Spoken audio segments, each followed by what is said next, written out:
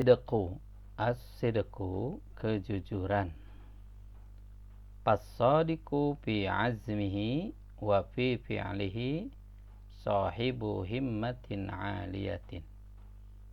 Orang yang jujur fi azmihi dalam tekadnya, as-sadiqu orang yang jujur fi azmihi dalam tekadnya, wa fi fi'lihi dalam perbuatannya, sahibu himmatin 'aliyatin adalah orang yang memiliki keinginan yang tinggi.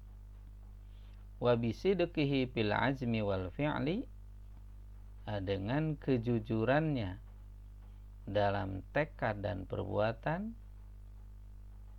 yas'adu fid daraini, maka ia akan bahagia di dunia dan akhirat.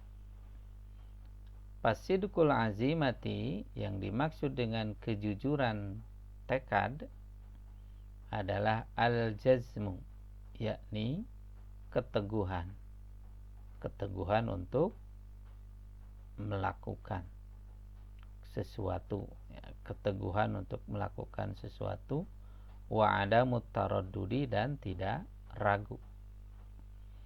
Wasidqul fi'li, sementara kejujuran perbuatan, huwa badlul juhdi, adalah mengerahkan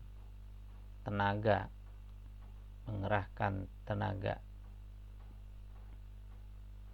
atau boleh juga ya al-juhdu itu kekuatan, ya, mengerahkan kekuatan. Wastiprogul wus'i,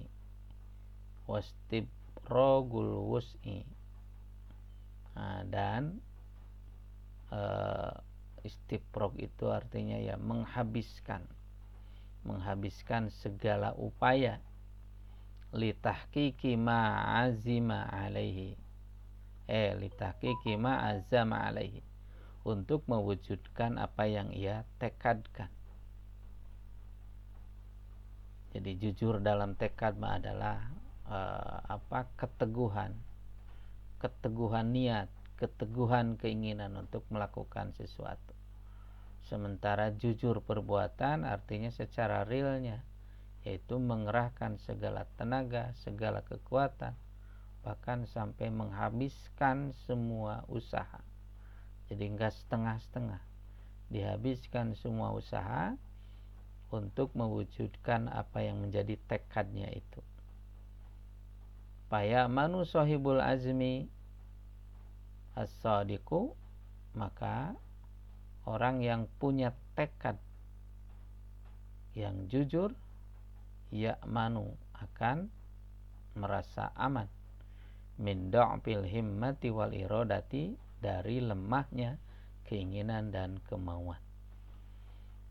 Jadi orang yang punya tekad yang jujur, ia akan aman, maksudnya akan terhindar dari lemahnya keinginan dan kemauan.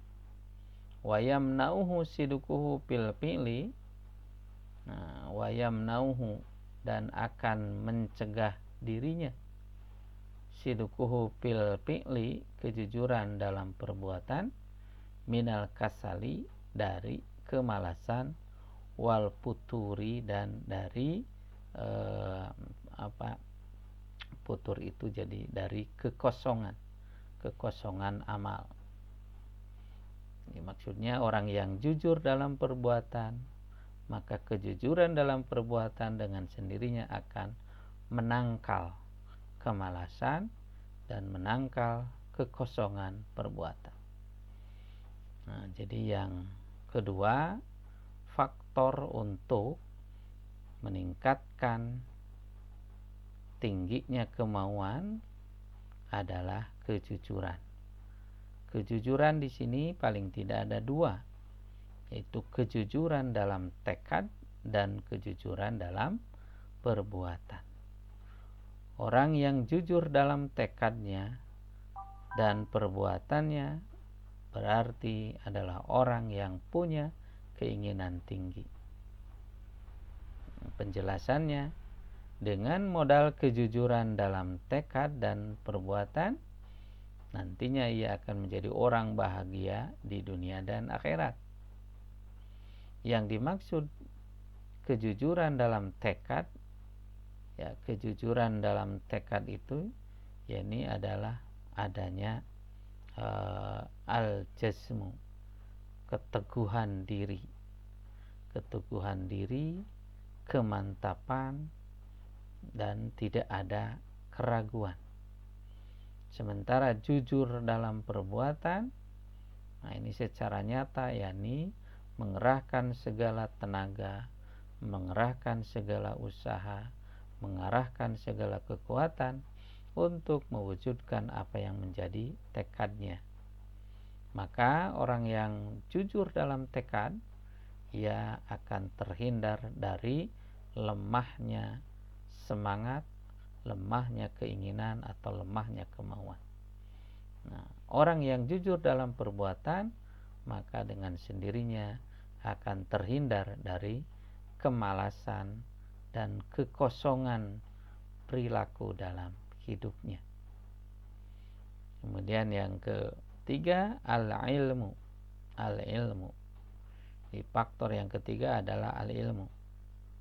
Ilmu. Paman istawa indahu al-ilmu wal jahlu. Orang yang sama saja pada dirinya, sama saja antara pengetahuan dan kebodohannya sama. Jadi nggak ada perubahan gitu. Pengetahuannya sedikit, tambah kebodohan.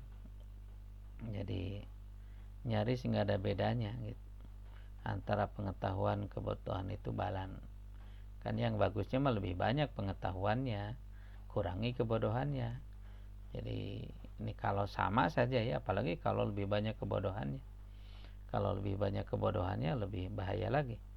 Jadi orang yang sama pengetahuan dan kebodohannya, au qani'an, atau orang yang merasa puas bihalihi dengan keadaannya, wa ma huwa alaihi, atau apa yang terjadi pada dirinya saat ini, ya, apa yang ada pada dirinya saat ini, puas saja, tidak mau berubah.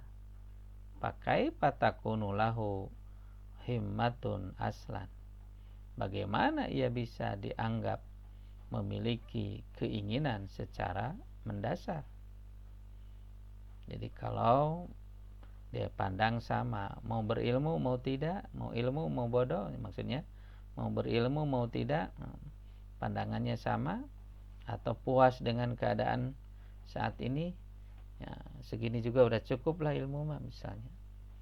Nah, jadi merasa puas dengan yang ada pada saat ini, tidak mau meningkatkan. Nah, bagaimana bisa dianggap orang itu punya keinginan yang kuat secara mendasar?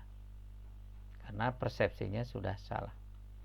Nah, pal ilmu yartaqi bil himmati, maka ilmu itu bisa meningkatkan keinginan.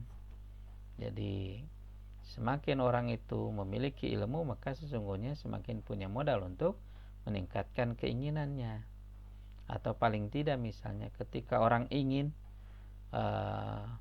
memperkaya dengan ilmu, ingin mencari ilmu, ingin punya ilmu, maka tentu saja berarti ada keinginan, meningkat keinginannya.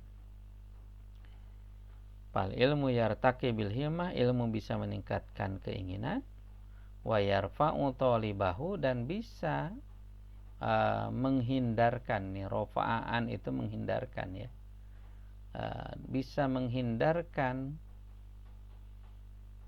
pelakunya, ya, menghindarkan pelakunya, yakni pencari ilmu, terhindar an hadidil jahli, dari lembah atau rendahnya kebodohan, wa taklidi, dan ikut-ikutan, wa yasfi niyatahu, dan ilmu itu bisa menjernihkan niatnya. Wal ilmu yurisu sahibahu al fikha bi maratibil a'mal. Ilmu itu juga bisa memberikan kepada pemiliknya, maksudnya kepada orangnya. Ilmu bisa memberikan kepada orangnya, kepada pelakunya, memberikan apa? Al-fikha, pemahaman bimaratibil a'mali, tentang tingkatan-tingkatan perbuatan.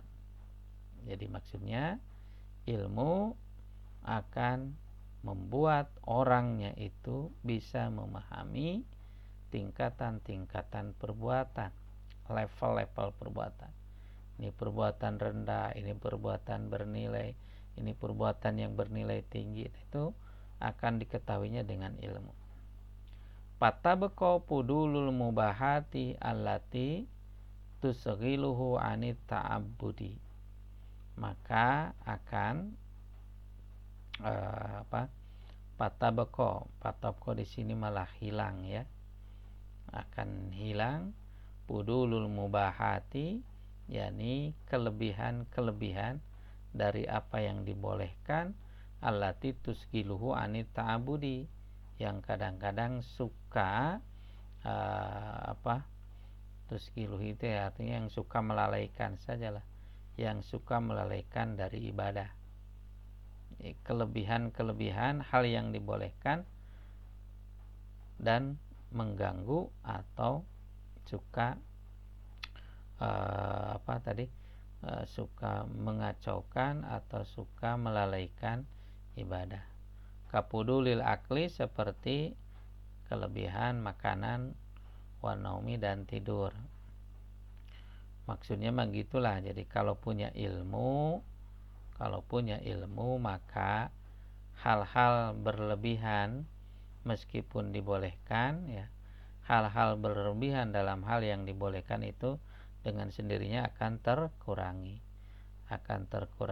bahkan akan ya istilahnya itu lewat lah gitu. Contohnya berlebihan dalam makan, berlebihan dalam minum. Artinya orang yang punya orientasi ilmu, punya keinginan untuk menambah ilmu, maka akan mengurangi banyak makan, mengurangi banyak tidur gitu. Wa yura'i at-tawazuna, ia akan memelihara at-tawazuna, keseimbangan, wal wasatiyata, dan sikap moderat, sikap adil, bainal huquqi wal wajibah, antara hak dan kewajiban. Imtisalan liqaulihi sallallahu alaihi wasallam, karena melaksanakan perintah Nabi sallallahu alaihi wasallam. A'ti kulladzi haqqin haqqahu, berikanlah hak kepada setiap setiap yang berhak menerimanya. Jadi berikanlah kepada orang yang berhak menerimanya. Berikanlah hak artinya sampaikanlah hak, sampaikan hak, sampaikan atau laksanakan hak bagi setiap penerimanya, kepada setiap penerimanya.